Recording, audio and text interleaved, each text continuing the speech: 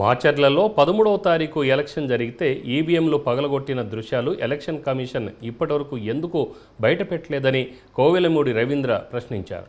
SIT దర్యాప్తు చేయడం వల్ల ఈ విషయం బయటకు వచ్చిందన్నారు. ఈవీఎం పగలగొడుతున్నప్పుడు తమ కార్యకర్త అడ్డుకున్నందుకు ఆయనను గొడ్డలతో నరికారని, ఆయన ఇప్పటికీ హాస్పిటల్లోనే ఉన్నారన్నారు. మహిళా కార్యకర్తలను దుర్భాషలాడారని తెలిపారు. ఇదంతా ఓటమి భయంతోనే పిన్నెల్లి రామకృష్ణారెడ్డి చేశారన్నారు.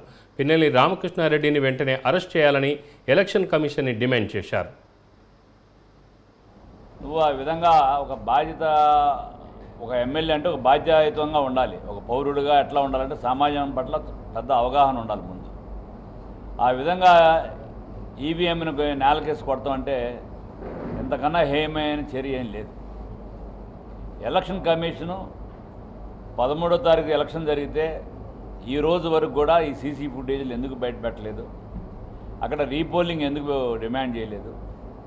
ఈ విధంగా 4-5 చోట్ల కూడా జరిగింది, సుమారుగా 7 చోట్ల జరిగిందని చెబుతున్నారు పగలగొట్టినవి. ఇది కూడా సిట్ ఎల్లబట్టి బయటకు వచ్చిందా ఈ యొక్క వీడియో రికార్డు? ఇప్పుడు దాకా కూడా ఎక్కడ మేమేం చేయలేదని చెప్తున్నారు. అక్కడ బయటికి రాగానే ఒక నాగ శిరోమైన ఒక మహిళని ఏ విధంగా అన్పార్లమెంట్ లాంగ్వేజ్లో మాట్లాడాడు మనం సోషల్ మీడియాలో చూస్తున్నాం. నువ్వు మహిళల పట్ల నువ్వు ఏ విధంగా మాట్లాడుతున్నావు, నిన్ను ఎట్లా ఇన్ని సంవత్సరాలు అక్కడ ప్రజలు ఎన్నుకున్నారో ఈ యొక్క ఆంధ్ర రాష్ట్ర ప్రజలకైతే మాత్రం అర్థం కావట్లేదు. ఈ సైకో పరిపాలన జగన్ లాగానే ఉన్నారు, మీ ఎమ్మెల్యేలు అందరూ కూడా సైకోలాగా ఉన్నారు.